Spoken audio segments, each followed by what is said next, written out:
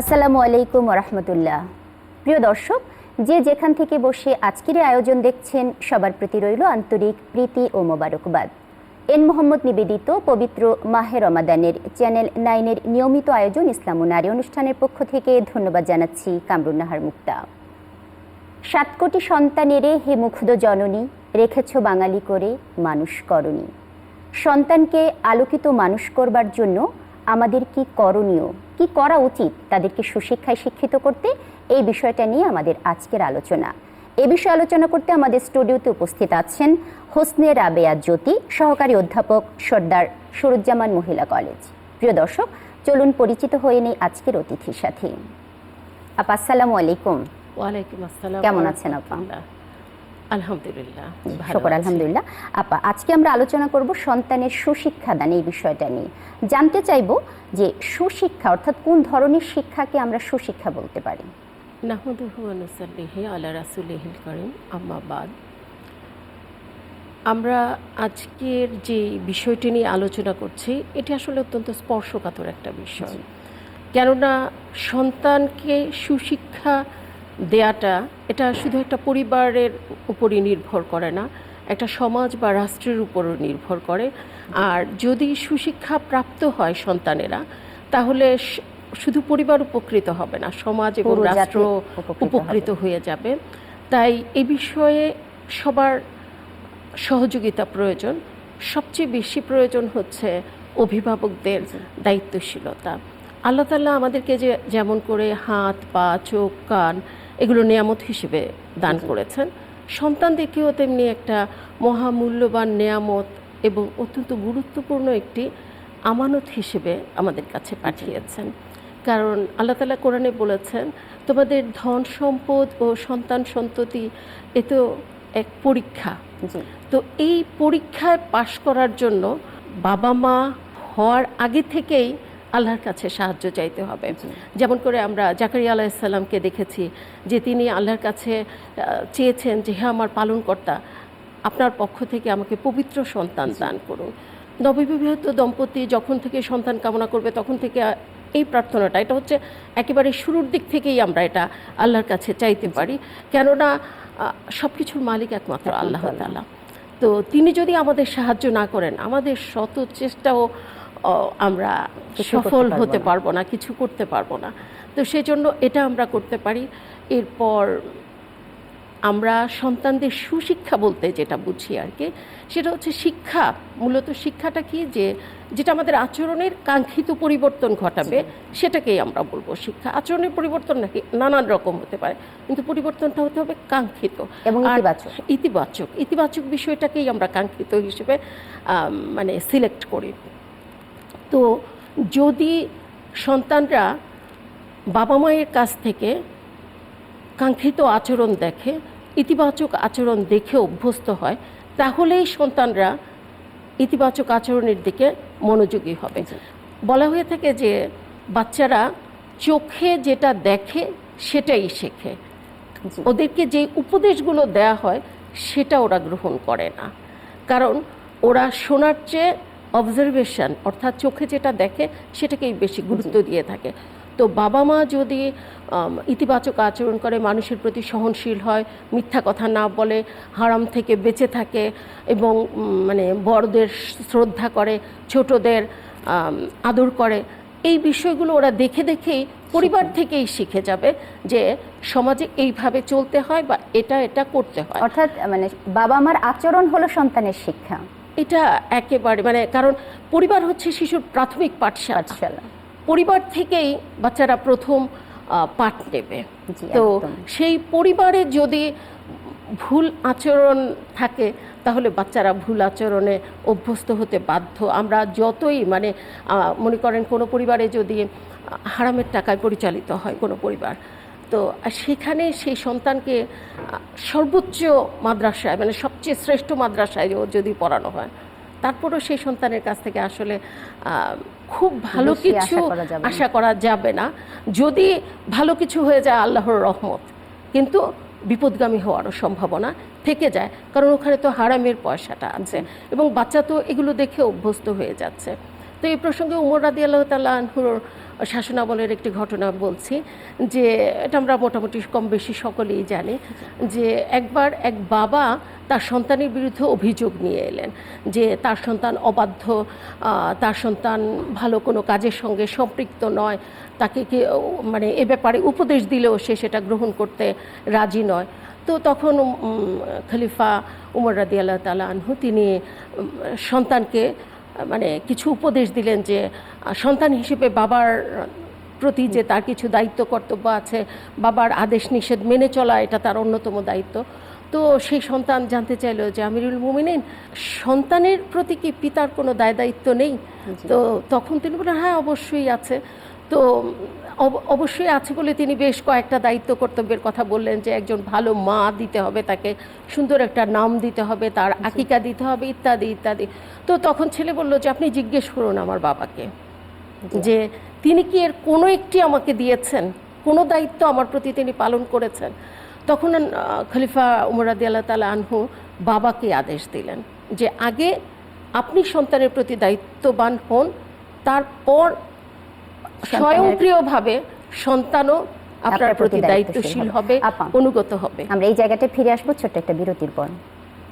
প্রিয় দর্শক, আপনারা দেখছেন এন মোহাম্মদ নিবেদিত পবিত্র মাহে রমাদানের নিয়মিত আয়োজন ইসলাম ও নারী অনুষ্ঠান। সময় হলো ছোট্ট একটি বিরতির, আমাদের সাথেই থাকুন।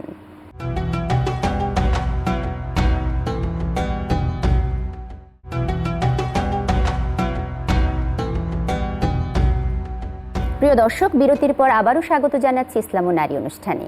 আমাদের আজকের আলোচনার বিষয় সন্তানের সুশিক্ষা দান।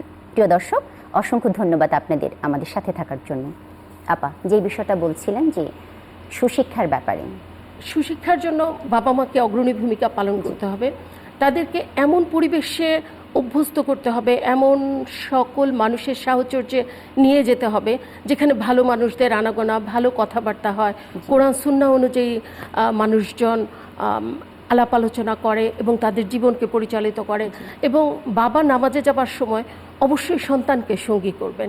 এতে কি হবে, শৈশব থেকেই তাদের মাঝে মসজিদের প্রতি একটা ভালোবাসা, মসজিদে যাওয়ার প্রতি যে একটা আগ্রহ, এই ব্যাপারটা, নৈতিক আচরণটা তৈরি হবে।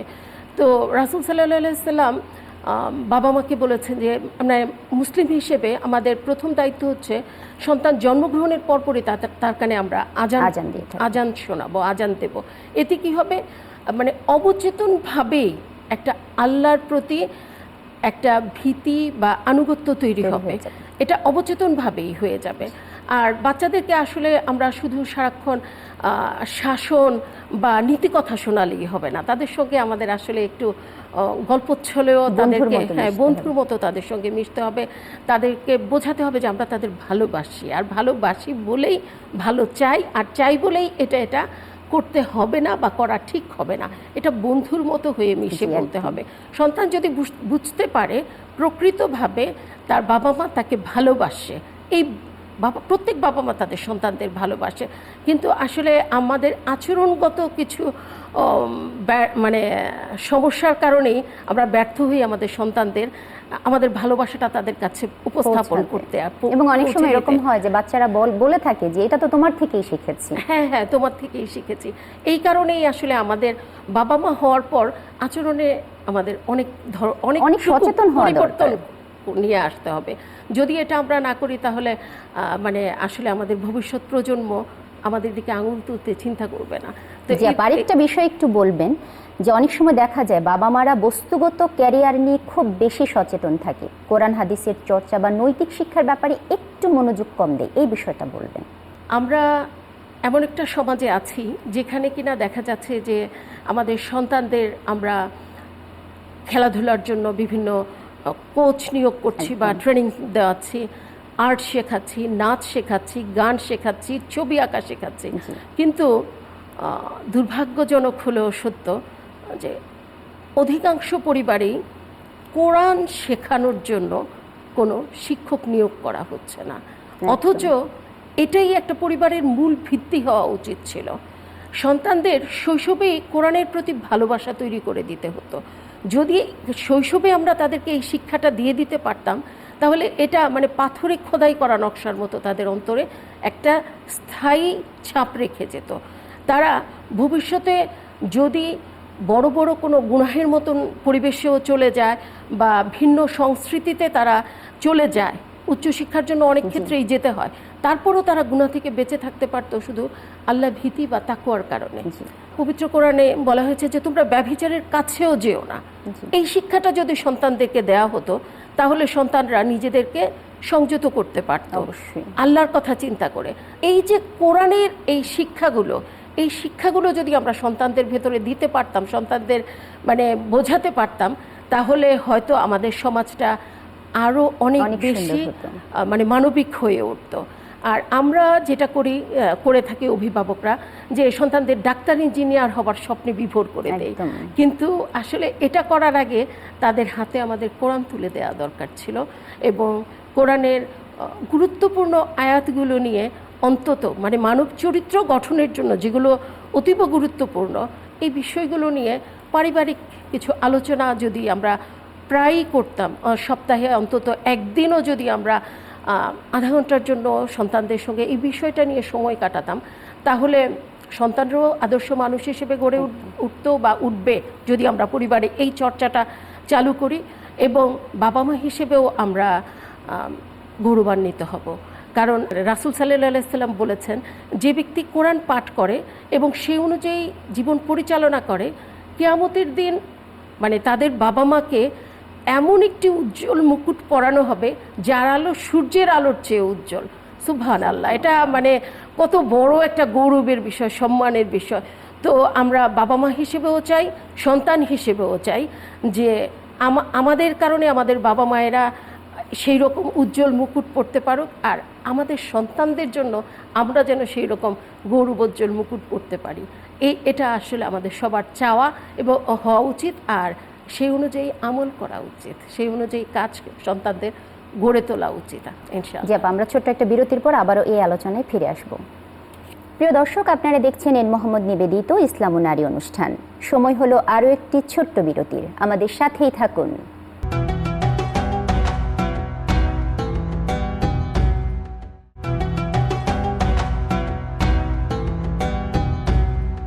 প্রিয় দর্শক, বিরতির পর আবারও স্বাগত জানাচ্ছি এন মোহাম্মদ নিবেদিত ইসলাম ও নারী অনুষ্ঠানে। সাথে থাকার জন্য ধন্যবাদ। আবারও স্বাগত জানাচ্ছি আজকের আলোচনায়। যে বিষয়টা বলছিলেন সন্তানের সুশিক্ষা দান, জানতে চাইব যে অনেক সময় বাবা মারা সন্তানদের উচ্চশিক্ষার জন্য দেশের বাইরে পাঠান, সেখানে গিয়ে তারা নিজের ক্যারিয়ার গঠনের সাথে সাথে কিভাবে নৈতিকভাবে নিজেকে তৈরি করতে পারবে, এই বিষয়টা বলবেন। সন্তানরা উচ্চশিক্ষার জন্য বাইরে চলে যাচ্ছে, এখন আমাদের দেশ থেকে প্রচুর ছেলে মেয়ে বাইরে যাচ্ছে। মানে শৈশব হচ্ছে একটা মানুষের জীবনের মানে মূল ভিত্তি। শৈশবে আমার চরিত্রকে আমি যেভাবে গড়ে তুলব সেটার উপরই দাঁড়াবে। তারপরও পরিবেশ পরিস্থিতি আমাদেরকে অনেক সময় বিপদগামী করে তোলে। তো আর ভিন দেশে ভিন সংস্কৃতিতে গিয়ে অনেকেই বয়সের কারণেও দেখা যায় যে বিপদগামী হয়ে যায়। এই কারণে আসলে সন্তানদের নৈতিক শিক্ষার ভিত্তিটাকে যতদিন বাবা মায়ের সঙ্গে থাকে ততদিন বাবা মায়ের মানে এই চেষ্টাটা অব্যাহত রাখতে হবে যে তাদের নৈতিক শিক্ষার ভিত্তিটা অত্যন্ত মজবুত হবে। সন্তানরা যাচ্ছে কিন্তু এই আকাশ সংস্কৃতির কারণে সামাজিক যোগাযোগ মাধ্যমের মানে আমাদের যোগাযোগ মাধ্যম হাতের কাছে হওয়ার কারণে দেখা যাচ্ছে যে আমরা প্রতিদিনই সেই সব সন্তানদের সঙ্গে যোগাযোগ করতে পারছি। তো যদি কোনো সন্তান আসলে ওই ভিন্ন সংস্কৃতিতে অভ্যস্ত হয়ে যেতে চায়, তখন সে পরিবার থেকে একটু আস্তে আস্তে করে নিজেকে গুটিয়ে নিতে চায়। তো সেক্ষেত্রে বাবা মায়ের যেই মানে দায়িত্ব সেটা হচ্ছে যে কোনো অবস্থাতেই যেন সন্তানের সঙ্গে যোগাযোগটা বিচ্ছিন্ন না হয়, এবং সন্তানের সঙ্গে নিয়মিত যোগাযোগের সময় আমাদের এই খোঁজ খবরটা নিতে হবে যে সন্তান কি খেয়েছে, কি করছে, এটা তো আমরা খোঁজ খবর নেবই অভিভাবক হিসেবে। সঙ্গে আমাদের এই কথাটাও জিজ্ঞেস করতে হবে, জানতে চাইতে হবে যে নামাজ পড়েছে কি না, বা আজকে সেহরিতে কি খেলো, বা ইফতারে কি খেলো, বা সে যে বন্ধুবান্ধবদের কথা বলছে, বা তার কাজের জায়গায় সে যাদের সঙ্গে মিশছে যে তারা কি করছে, বা তার বন্ধুবান্ধবীগুলো কেমন, এটাও আমাদের একটু জানতে হবে। এবং আসলে হয় কি, দূরত্বে ভালোবাসা কমে না, বরং এখন আমি দেখি যে যোগাযোগের কারণে এই যে আমাদের আত্মীয় স্বজন, যায়। নিজেদের পরিবারের সন্তানরা যারা গিয়েছে তাদের সঙ্গে আসলে আমাদের আত্মিক বন্ধনটা আরো মনে হয় দৃঢ় হয়। মানে একটা অভাব চোখের সামনে দেখছে না, ধরতে পারছে না, ছুতে পারছে না, তার কারণে মনে হয় আত্মিক বন্ধনটা আরো বেশি দৃঢ় হয়। এবং এই সময়ে মনে হয় মানে উপদেশগুলো বা মানে উপদেশটা মমতাময় হতে হবে আর কি, যে তাকে বোঝানো হয়, যে গল্পচ্ছলেই তাকে বলা হলো যে মা, আমার তো মনে হয় এটা মানে খুব একটা ভালো না, কাজটা মনে হয় পজিটিভ ওয়েতে আমরা নিতে পারি না, বা ও তো বেশ ভালো কথা বলেছে, তো এই যে এইভাবে, বা ওর সঙ্গে তোমার সময় কেমন কাটে, বা ওর সঙ্গে একটু সময় বেশি কাটানোর চেষ্টা করবে। অর্থাৎ যে কিনা ইমানি রাস্তায় আছে, যে আল্লাহর পথে চলতে পছন্দ করে, আমরা সন্তানদেরকে উদ্বুদ্ধ করব তাদের সঙ্গে মেলামেশা করার জন্য, এবং নিয়মিত আমরা খোঁজ খবর নেব যে নামাজটা তার পড়া হয়েছে কিনা। এতে কি হবে যে সন্তান বাবা মায়ের সঙ্গে কথা বলতে হবে, যে জিজ্ঞেস করলে কি বলবো সেটার জন্য কিন্তু সন্তান নামাজটা আদায় করে নেবে।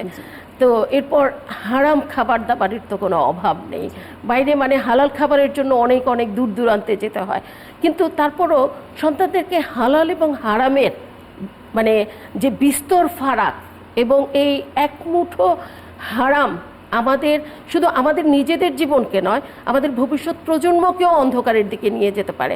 এই বোধটা যদি আমরা তার ভেতর তৈরি করে দিতে পারি, তাহলে সে মাইলকে মাইল দূরে যাবে এই একবেলা হালাল খাবারের জন্য, কিন্তু সামনে হারাম পেয়েও সে দেখা যাবে যে এটা গ্রহণ থেকে নিজেকে বিরত রাখবে।